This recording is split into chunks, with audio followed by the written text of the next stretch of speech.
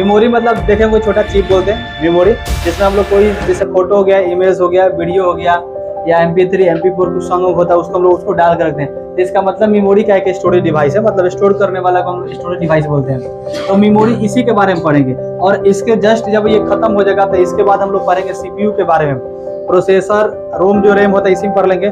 Processor, cooling fan, motherboard में जितने सारे पिन जैक लगा रहता है उसके बारे में, और ATX कैबिनेट के बारे में, जो उसके कैबिनेट होता है ATX कैबिनेट के बारे में, और उस पर जो जैक लगाया जाता है मदरबोर्ड का कनेक्टिंग रहता है उसी को। मतलब समझिए कि 1 दिन 2 दिन का और क्लास है, इसके बाद खत्म कर लेंगे। तो फिर हम लोग डिवाइस के आगे फिर चलेंगे। जैसे डाटा में था तो डाटा में 2-3 को ऐसे पार्ट से आता है। कंप्यूटर में वर्क करते समय कभी हैंग कर जाता है, जैसे हैंग बूटिंग हो जाता है, कभी सर्चिंग फंस जाता है, कभी कंप्यूटर को रीस्टार्ट करने पर सहायता करता है, कभी कभी कंप्यूटर बाय डिफिकल्ट अपने से रीस्टार्ट हो जाते हैं। इसके बाद कंप्यूटर में से कैसे डेटा को प्रोग्राम को इंस्टॉल किया जाता है, अनइंस्टॉल कैसे करेंगे, प्रोग्राम को सेटिंग कैसे करेंगे, प्रोग्राम को स्पीड कैसे बढ़ाएंगे, प्रोग्राम को स्लो कैसे करेंगे। मतलब ये सिर्फ 1-2 दिन का ही क्लास है। ये जैसे कंप्लीट होगा तब उसके बाद हम लोग चलेंगे माइक्रोसॉफ्ट और आपका ऑफिस में, वर्ड, एक्सेल, पावर पॉइंट, यही आपको 4 पार्ट है उसी के बारे में। देखिए मेमोरी के बाद हम लोग पढ़ेंगे CPU का पूरा भाग हम लोग पढ़ेंगे। मेमोरी पढ़ लेते हैं। मेमोरी है जिसे हम लोग स्टोरेज डिवाइस कहते हैं। ये एक आपका स्टोरेज डिवाइस है। अब बात करते हैं कि मेमोरी जो होता है वो क्या, आपका मेमोरी के चाहे क्या कहेंगे, उसे स्टोरेज डिवाइस कहेंगे। मेमोरी मतलब देखें कोई छोटा चिप बोलते हैं मेमोरी, जिसमें हम लोग कोई जैसे फोटो हो गया, इमेज हो गया, वीडियो हो गया या MP3 MP4 कुछ सॉन्ग होता है उसको हम लोग उसको डाल कर रखते हैं। तो इसका मतलब मेमोरी का एक स्टोरेज डिवाइस है, मतलब स्टोर करने वाला को हम स्टोरेज डिवाइस बोलते हैं। तो मेमोरी इसी के बारे में पढ़ेंगे और इसके जस्ट जब ये खत्म हो जाएगा तो इसके बाद हम लोग पढ़ेंगे CPU के बारे में। प्रोसेसर, रोम जो रैम होता है इसी में पढ़ लेंगे। प्रोसेसर, कूलिंग फैन, मदरबोर्ड में जितने सारे पिन जैक लगा रहता है उसके बारे में, और ATX कैबिनेट के बारे में, जो उसके कैबिनेट होता है ATX कैबिनेट के बारे में, और उस पर जो जैक लगाया जाता है मदरबोर्ड का कनेक्टिंग रहता है उसी को। मतलब समझिए कि 1 दिन 2 दिन का और क्लास है, इसके बाद खत्म कर लेंगे। तो फिर हम लोग डिवाइस के आगे फिर चलेंगे। जैसे डाटा में था तो डाटा में 2-3 को ऐसे पार्ट से आता है कि कंप्यूटर में वर्क करते समय कभी हैंग कर जाता है, जैसे हैंग बूटिंग हो जाता है, कभी सर्चिंग फंस जाता है, कभी कंप्यूटर को रीस्टार्ट करने पर सहायता करता है, कभी कभी कंप्यूटर बाय डिफिकल्ट अपने से रीस्टार्ट हो जाते हैं। इसके बाद कंप्यूटर में से कैसे डेटा को प्रोग्राम को इंस्टॉल किया जाता है, अनइंस्टॉल कैसे करेंगे, प्रोग्राम को सेटिंग कैसे करेंगे, प्रोग्राम को स्पीड कैसे बढ़ाएंगे, प्रोग्राम को स्लो कैसे करेंगे। मतलब ये सिर्फ 1-2 दिन का ही क्लास है। ये जैसे कंप्लीट होगा तब उसके बाद हम लोग चलेंगे माइक्रोसॉफ्ट और आपका ऑफिस में, वर्ड, एक्सेल, पावर पॉइंट, यही आपको 4 पार्ट है उसी के बारे में पढ़ेंगे। तो पहले बेसिक कर लेते हैं। बेसिक हम लोग पढ़ने के बाद फिर बेसिक में नहीं आएंगे, इसलिए थोड़ा सा इस पर टाइम लग रहा है। बेसिक जब हम लोग पढ़ लेंगे ना तो Microsoft Word, Excel, PowerPoint में चल जाएंगे, तो बेसिक फिर नहीं आएंगे। इतना आप लोग याद रखिएगा, इसलिए बेसिक आपको बता रहे हैं। ये सबको पता है लेकिन कुछ कुछ पॉइंट हो सकता है 1-2 आपको पता नहीं होगा। चले तो मेमोरी में भी लिखिए, इसके बाद बताते हैं। जो आपके मेमोरी होता है, अब हम समझेंगे कि मेमोरी क्या होता है। मेमोरी बोलेंगे या स्टोरेज डिवाइस बोलते हैं। ये डेटा इनपुट करता है, यानी डेटा जब इसके अंदर जाता है तो क्या हो जाएगा, आपका इनपुट करता है, और ये प्रोसेस करता है, और प्रोसेस करके क्या करता है, रख लेता है। जैसे इनपुट और वहां पर जाके प्रोसेस करेगा, प्रोसेस करने के बाद ये क्या करेगा, डेटा क्या करेगा, जाके वहां पर रख लेगा। रखने के बाद जब वहां पर जो स्टोर होगा उसी को हम लोग हिंदी में संग्रहित बोलते हैं। स्टोर कहेंगे या हम लोग संग्रहित कहेंगे। अब संग्रहित जब करता है, जब हम चाहेंगे तो इसे निकाल भी सकते हैं, तो क्या होता है, आपका आउटपुट हो जाते हैं। यानी सिंपल भाषा में कहेंगे इनपुट प्रोसेस करता है, यानी सेव करता है, फिर चलाता है, उसके बाद जब हमें देता है तो क्या होता है, आउटपुट होता है। यानी ऐसा डिवाइस है जिसे हम लोग स्टोरेज डिवाइस कहते हैं। इसमें से जब चाहेंगे तब हम डेटा को आउट कर सकते हैं, बाहर करके निकाल सकते हैं। यानी सिंपल भाषा में समझिए मेमोरी क्या एक स्टोरेज डिवाइस है, इसमें कोई भी डेटा को हम लोग रख सकते हैं। अब आपको पूछेगा कि मेमोरी डैश डिवाइस है तो आप इनपुट मारिएगा। अच्छा वो तो देवो कर रहा है ना, हमें तो बाहर भी निकाल दे रहा है, तो हमें क्या बोलेंगे, उसे स्टोरेज डिवाइस बोलेंगे। लेकिन आउटपुट बोलेंगे नहीं, बोलेंगे आउटपुट नहीं बोलेंगे, वो रिजल्ट नहीं दिखाता है, इस किसी के माध्यम से इसमें से डेटा को निकालते हैं। तो ये अगर बात करते हैं इनपुट, अब ये कहां पर, तो CPU के अंदर। CPU के अंदर हम लोग क्या बोलते हैं, स्टोरेज बोलते हैं। अगर CPU से बाहर निकालेंगे तो इससे स्टोरेज नहीं बोलेंगे। CPU से अगर बाहर रहेगा तो स्टोरेज नहीं बोलेंगे, लेकिन CPU के अंदर रहेगा तब हम क्या बोलेंगे, इसे स्टोरेज डिवाइस बोलेंगे। अब आता है कि फिर CPU के बाहर निकालेंगे तब क्या बोलेंगे, तो CPU के बाहर इसका मेमोरी ये नाम रहेगा। CPU का अगर बाहर रहेगा तो क्या रहेगा, मेमोरी ही इसका नाम रहेगा। अब हम बात करते हैं कि अगर हम CPU के अंदर जाते हैं तो ये आपका किस तरह से ये काम करता है। तो 2 तरह से काम इंडिकेट करता है। एक होता है इनपुट डेटा, एक होता है इनपुट डेटा मेरा काम करता है, और दूसरा का अगर होता है आउटपुट में बात करते हैं। तो अब इसी इनपुट और आउटपुट के आधार पर जो मेमोरी है इसे 2 भागों में बांटा गया है। जो मेमोरी होता है उसे कितने भागों में बांटा गया है, 2 भाग में। अब देखिए, आप देखते हैं,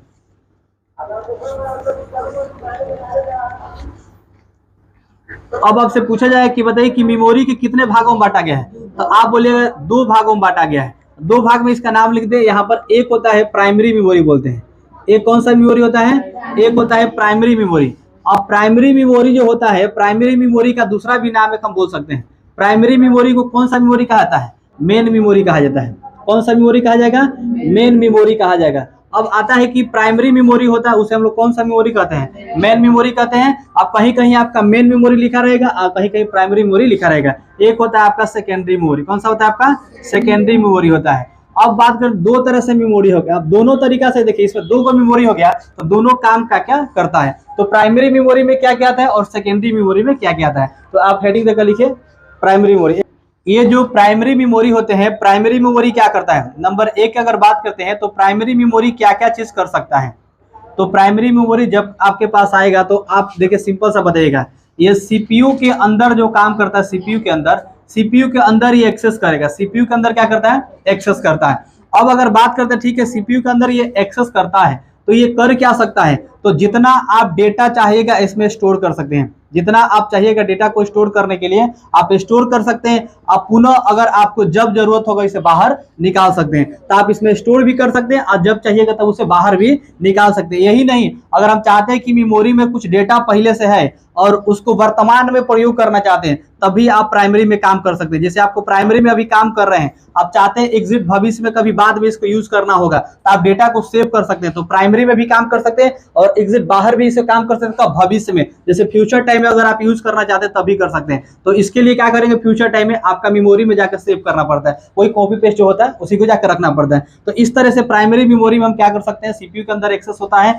और सीपीयू के तहत ये एक्सेस होगा। इसमें स्टोरेज होता है, इसलिए स्टोरेज होता है कि कोई भी चीज को चाहेंगे तो स्टोर कर सकते हैं और जब चाहेंगे तभी इसे बाहर निकाल सकते हैं। फ्यूचर टाइम में भी इसे निकाल देते हैं तो उसमें प्राइमरी प्लस आप एग्जिट आता है। सिंपल सा अगर भाषा में बात करते हैं तो संग्रहित का सबसे अच्छा प्रोग्राम आपको मेमोरी कहा जाता है। अगर बात करते हैं सबसे ज्यादा संग्रहित करने का सबसे अच्छा जो प्रोग्राम है वो किसको कहा जाता है? मेमोरी को कहा जाता है। एक आपसे क्वेश्चन इस पर रहेगा, संग्रहित करने से आपको रहेगा याद रहेगा कि संग्रहित किए हुए डेटा को इच्छा अनुसार जब निकाला जाता है तो हमें कौन से डिवाइस प्रयोग में लाई जाती है, तो आप बोलिएगा मेमोरी लाई जाती है। अब मेमोरी में भी नाम पूछेगा। अब आपसे कहीं पूछ देगा कि ठीक है प्राइमरी मेमोरी कितने प्रकार के होते हैं, तो प्राइमरी मेमोरी 2 प्रकार के होते हैं। अब आपसे क्वेश्चन आएगा कि प्राइमरी जो मेमोरी होते हैं वो कितने प्रकार के होते हैं, तो प्राइमरी मेमोरी कितने प्रकार के होंगे? 2 टाइप्स होंगे, यानी 2 प्रकार के होते हैं। अब 2 प्रकार में कौन कौन सा होते हैं? प्राइमरी मेमोरी आपसे पूछेगा कि 2 प्रकार में कौन कौन से होते हैं, तो एक में होते हैं रैम होते हैं, एक में हो जाते हैं रैम और दूसरा में क्या होते हैं आपका रोम हो जाता है। ठीक है, अब एक में रैम हो गया, दूसरा में क्या हो गया? रोम हो गया। अब रैम देखे डैश मारे, लिखिए प्राइमरी मेमोरी 2 प्रकार के होते हैं। चलते हैं, देखिए रैम जो होते हैं, रैम हो गया, एक क्या होता है आपका रोम होता है। रैम जो होता है, रैम का आपको अगर फुल फॉर्म पूछता है, रैम का जो संक्षिप्त होता है हम लोग रैम बोलते हैं। अगर आपसे पूछ देगा कि इसका जो संक्षिप्त में है तो रैम होता है, लेकिन अगर फुल फॉर्म में पूछ देगा, एक्सप्लेन करके पूछेगा तो हम रैम को क्या बोलते हैं? रैंडम बोलते हैं, रैंडम एक्सेस मेमोरी। अब पूरा इसका नाम भी देगा, हो सकता है शॉर्टकट भी इसका नाम देगा। तो रैंडम एक्सेस मेमोरी हो गया। अब रैम को हम लोग अगर बात करते हैं तो रैम के जो अगर डेटा होगा, अगर मान लीजिए कंप्यूटर में कार्य कर रहे हैं, कंप्यूटर में ये कार्य कर रहे हैं, अचानक अगर कंप्यूटर ऑफ हो जाता है, तो जब ये अचानक ऑफ होगा तो इसमें जो स्टोर है पहले से, मान लीजिए कि जो काम कर रहे हैं ये तो स्टोर रखता नहीं है, प्रेजेंट में वर्क करता है। इसमें जितने सारे काम ये प्रेजेंट में वर्क करता है। अगर ये प्रेजेंट में वर्क कर रहा है तो इसमें के जितने सारे डेटा होगा वो सब क्या हो जाएगा? खत्म हो जाएगा, लॉस्ट हो जाएगा। ठीक है, अब बात करते हैं यहाँ पर कि जैसे आपके सीपीयू अगर बंद होता है, यानी जो आपके कंप्यूटर है जैसे बंद होता है, रैम के डेटा क्या हो जाते हैं? नष्ट हो जाते हैं। आप सिंपल भाषा में समझ गए कि जो ये स्टोरेज डिवाइस नहीं है, ये ध्यान रखिएगा। अगर हम स्टोर कर रहे हैं तो कहाँ पर करना पड़ेगा? तो सेकेंडरी में जाना पड़ेगा। अगर आपको स्टोर करना होगा तो कहाँ पर जाना पड़ेगा? सेकेंडरी डिवाइस के अंदर जाना पड़ेगा, यानी सेकेंडरी मेमोरी पर जाना पड़ेगा, तब आप स्टोर कर सकते हैं। इसमें स्टोर नहीं रहता है। तो आता है कि अगर आप कोई काम कर रहे हैं, अचानक से कंप्यूटर बंद हो जाती है, तो आपके रैम के डेटा में क्या होती है बताइए? डेटा सब खत्म हो जाती है, नष्ट हो जाती है। तो डेटा को सुरक्षित करने के लिए हमें कहाँ पर जाना पड़ेगा? सेकेंडरी मेमोरी में जाना पड़ेगा, वहां से हम लोग सेकेंडरी से ले सकते हैं। अब इसमें यहाँ तक क्लियर हो गया। अब यहाँ से पूछा जाएगा कि रैम के कितने प्रकार होते हैं? रैम के कितने प्रकार होते हैं? तो इसका भी 2 प्रकार होते हैं। कितना होते हैं? 2 प्रकार होते हैं। इसका रैम के भी कितने प्रकार होते हैं? 2 प्रकार के होते हैं। जैसे एक में लिखिए पी रोम होता है, एक में होता है पी रोम और दूसरा होता है एस रोम होता है। एक होता है पी रोम, एक होता है प्राइमरी रोम और एक होता है सेकेंडरी रोम होता है। ठीक है, अब बात करते हैं पी रोम और एस रोम को। लिख लीजिए, इसमें रैम के भी दो प्रकार हैं। डी रैम इसको कर दीजिए, डी रैम डायनेमिक कर दीजिए। एस रैम और डी रैम में थोड़ा सा आप अंतर समझ लीजिए। एस रैम और डी रैम में क्या होता है, देखिए जैसे यहाँ पर हम लिखते हैं एस रैम और एक भाग में लिखते हैं डी रैम। आप समझिए, एक में होता है डी रैम, एक में होता है एस रैम। इसे बोलते हैं एस रैम को स्टैटिक, क्या बोलते हैं हम लोग, स्टैटिक्स। ठीक है, अब इसे बोलेंगे स्टैटिक रैम हो जाएगा। अब इसे क्या बोलेंगे हम लोग, डायनेमिक बोलेंगे। इसे हम लोग बोलेंगे डायनेमिक रैम बोलेंगे। आप समझिए, ये हो गया आपका स्टैटिक, एक हो गया डायनेमिक रैम। एस रैम अगर बात करते हैं तो इसे रिफ्रेश करने की जरूरत होती है कि नहीं होती है, बताइए। इसे रिफ्रेश करने की जरूरत होती है, इसको रिफ्रेश करने की जरूरत नहीं होती है। लेकिन अगर डायनेमिक की बात करते हैं तो बोलिए इसमें रिफ्रेश होता है कि नहीं होता है, इसमें रिफ्रेश करना पड़ता है। अब इसमें एस रैम की अगर बात करते हैं, एस रैम के, तो इसमें इसके तुलना में अगर ये देखा जाए तो ये ज्यादा विद्युत को लेता है कि कम लेता है, ये विद्युत को कम लेता है। यानी अगर बात करते हैं इलेक्ट्रिक के, अगर इलेक्ट्रिक के बात करते हैं तो क्या करता है, बहुत कम, यानी हम लो बोलेंगे। अगर इलेक्ट्रिक के बात करते हैं, अगर इलेक्ट्रिक इसमें बात करते हैं तो क्या करता है, ये थोड़ा सा ज्यादा लेता है, यानी हम इसे हाई स्पीड बोलते हैं, इसे हम लोग स्ट्रांग भी बोलेंगे। अच्छा, ये हो गया कि ठीक है, इसमें इलेक्ट्रिसिटी थोड़ा सा कम लेता है, इसमें क्या करता है, ज्यादा लेता है। अच्छा, इसमें भी डेटा स्टोर होता है, इसमें भी डेटा स्टोर होता है। तो इसका डेटा अगर स्टोर होगा, इसका डेटा स्टोर होगा और इसका डेटा स्टोर होगा, तो दोनों में स्टोर करने में क्या अंतर है। देखिए, आपका जो स्टैटिक रैम है, अगर इसमें कोई डेटा अगर स्टोर होता है, इसमें भी डेटा स्टोर होता है, तो इसका डेटा क्या कर सकते हैं, निकाल सकते हैं। जैसे इसमें कोई स्टोर डेटा हो गया, तो स्टोर होने के बाद आप इसे यूज कर सकते हैं। और इसका डेटा जब स्टोर होगा तो आप यूज कर सकते हैं कि नहीं कर सकते हैं, आप नहीं कर सकते। इसका स्टोर डेटा नहीं होगा लेकिन आप यूज नहीं कर सकते हैं। अब इसके बाद अगर बात करते हैं आपका एस रैम में और आपका डी रैम में, तो अंतर क्या है। अगर डिफरेंट आपसे पूछे तो ये आप देख लीजिएगा, लेकिन आपसे अंतर स्पष्ट करके थोड़ी पूछेगा। मतलब इसमें डी रैम के बारे में पूछेगा और एस रैम के बारे में पूछेगा, तो ये आपको समझ में आ गया। सबसे ज्यादा आपका इंपॉर्टेंट क्या होता है कि एस रैम और डी रैम करता क्या है, एक डेटा स्टोर करता है, ये भी स्टोर करता है। स्टोर करने के बाद इसे आप ले सकते हैं, ये स्टोर करने के बाद डेटा को नष्ट करता है। बस अंतर सिर्फ है, इसमें डायनेमिक होता है, बनाया जाता है। आप डायनेमिक मतलब जानते होंगे, जैसे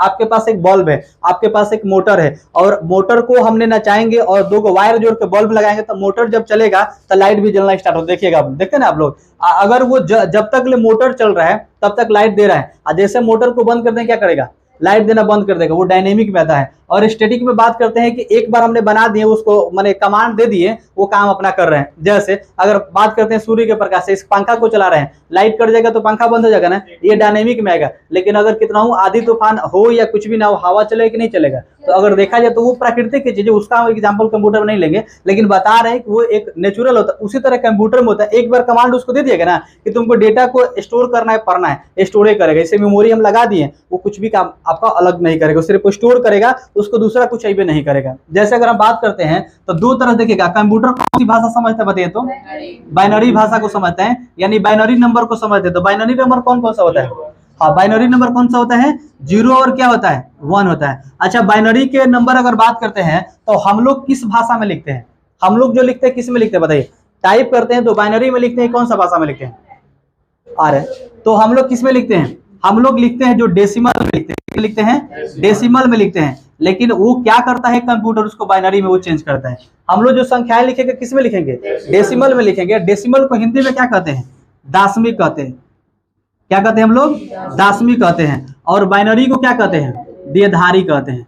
हिंदी में भी क्वेश्चन सब हम लोग हिंदी पढ़े, हिंदी में कहीं कहीं हम लोग बताएं कि जो कुछ इंपोर्टेड होता है, जैसे कुछ इंग्लिश, अगर हम आपसे बोलेंगे कलम, बार बार कलम कलम बोलेंगे तो शायद आप लोग को कुछ अजीबोगरीब लगे। पेन बोलेंगे तो सबको यहाँ पर समझ में आ जाएगा ना। अगर पूछेंगे कि टाइम कितना हो रहा है तो लगभग लोग को सबको समझ में आ जाएगा। लेकिन समय पूछेंगे तो आप लोग बोलेंगे कि समय मतलब थोड़ा सा अजीबोगरीब लगा। लेकिन आप बुजुर्ग जो होंगे उनसे आप जाके पूछेगा कि समय कितना हो रहा है तो बताएंगे, लेकिन आप उनसे पूछेंगे कि टाइम कितना हो रहा है तो थोड़ा सा डिफरेंट हो जाएगा।